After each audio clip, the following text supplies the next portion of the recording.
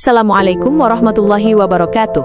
Halo semuanya, selamat datang di channelku. Semoga video ini bisa bermanfaat dan menghibur. Jangan lupa dukung terus channel ini dengan cara subscribe, like, dan komen di bawah ya. Ramalan Jayabaya secara eksplisit menggambarkan kondisi zaman yang penuh dengan kekacauan dan ketidaklogisan, sebuah era di mana nilai-nilai moral terbalik, dan kebenaran menjadi barang langka. Inilah panggung utama di mana Sang Ratu Adil dan Satria Piningit diharapkan akan muncul, sebagai antitesis dan penyelamat dari kehancuran moral dan sosial. Zaman Edan, atau zaman gila, bukan sekadar metafora. Ia adalah deskripsi yang sangat akurat, tentang kondisi masyarakat yang kehilangan arah. Dalam ramalan Jayabaya, ciri-ciri zaman ini sangat jelas. Wong Linuwih ilang, wong cilik kang kapinteran. Orang bijak menghilang, orang kecil yang pintar, namun tak berakhlak berkuasa.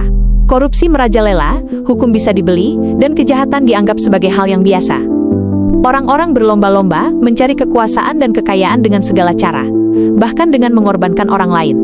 Kebaikan dianggap sebagai kelemahan, sementara kelicikan dan kelobaan dipandang sebagai kecerdasan. Salah satu petikan yang paling terkenal adalah, zaman Edan, yen ora edan ora keduman. Zaman gila, jika tidak ikut gila tidak kebagian. Ungkapan ini menggambarkan dilema moral yang dihadapi masyarakat. Apakah harus ikut arus kejahatan untuk bertahan hidup, atau tetap mempertahankan integritas meskipun harus menderita? Dalam kondisi seperti ini, orang yang jujur dan tulus justru terpinggirkan, sementara mereka yang licik dan curang naik daun. Kepercayaan antar manusia terkikis habis, digantikan oleh kecurigaan dan rasa takut. Tanda-tanda kehancuran moral ini tidak hanya terjadi di ranah sosial dan politik, tetapi juga merambah ke dalam kehidupan pribadi. Keluarga tercerai-berai, anak durhaka kepada orang tua, dan nilai-nilai spiritual digantikan oleh materialisme. Masyarakat menjadi egois dan individualistis, hanya mementingkan diri sendiri tanpa peduli pada nasib orang lain. Penderitaan rakyat kecil menjadi pemandangan sehari-hari yang dianggap wajar. Bencana alam, wabah penyakit, dan kekeringan dianggap sebagai hukuman dari alam semesta atas ketidakseimbangan yang telah diciptakan oleh manusia. Namun, di tengah-tengah kegelapan ini, Jayabaya juga memberikan secercah harapan. Ia menyebutkan beberapa tanda-tanda yang mengisyaratkan bahwa akhir dari zaman Edan sudah dekat, dan bahwa Sang Ratu Adil serta Satria Piningit akan segera muncul. Tanda-tanda ini seringkali bersifat simbolis dan memerlukan interpretasi mendalam.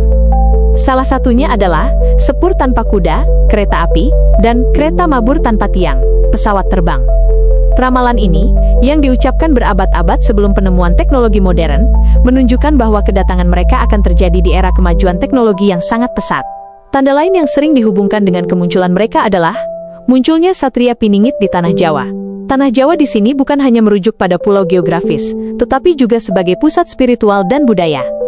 Satria Piningit diyakini akan muncul dari tempat yang tidak terduga, mungkin dari kalangan rakyat biasa yang selama ini terpinggirkan. Kemunculannya tidak akan diiringi dengan gemerlap kemewahan, melainkan dengan kesederhanaan dan kebijaksanaan yang murni. Ia tidak akan datang dengan pasukan atau kekayaan, melainkan dengan kekuatan hati dan kebenaran. Pada intinya, zaman Edan adalah sebuah paradoks. Di satu sisi, ia adalah masa kegelapan dan kekacauan. Di sisi lain, ia adalah masa yang paling ideal untuk lahirnya seorang pemimpin sejati. Sebab, hanya dalam kondisi yang paling sulitlah karakter sejati seseorang teruji. Ratu Adil dan Satria Piningit tidak akan pernah muncul jika tidak ada kekacauan yang harus diperbaiki. Mereka adalah obat bagi penyakit sosial yang telah menjangkit masyarakat. Mereka adalah cerminan dari kebutuhan kolektif, akan perubahan yang mendalam dan fundamental. Narasi ini mengajarkan kita bahwa harapan selalu ada, bahkan di tengah-tengah keputusasaan yang paling dalam. Ia mengajak kita untuk tidak menyerah pada keadaan, melainkan untuk terus mencari kebaikan dan kebenaran. Tanda-tanda yang disebutkan oleh Jayabaya bukanlah sekadar ramalan masa depan, melainkan sebuah panggilan untuk bertindak. Ia adalah pengingat bahwa kita, sebagai masyarakat, juga memiliki tanggung jawab untuk menciptakan kondisi yang lebih baik. Dengan kata lain, menanti Sang Ratu Adil dan Satria Piningit adalah sebuah proses aktif, bukan pasif. Ini adalah sebuah perjalanan spiritual dan moral, yang menuntut setiap individu untuk menjadi pribadi yang lebih baik, sehingga ketika mereka datang, kita sudah siap untuk menyambut dan mendukung mereka dalam membawa perubahan. Ini adalah sebuah cermin yang menunjukkan betapa relevannya ramalan Jayabaya hingga saat ini. Tanda-tanda zaman Edan yang digambarkan berabad-abad lalu masih sangat relevan dengan realitas yang kita hadapi saat ini. Namun, di balik kegelapan itu, ada janji akan datangnya fajar yang baru. Ini adalah sebuah kisah tentang harapan, ketahanan, dan keyakinan bahwa kebaikan pada akhirnya akan menang.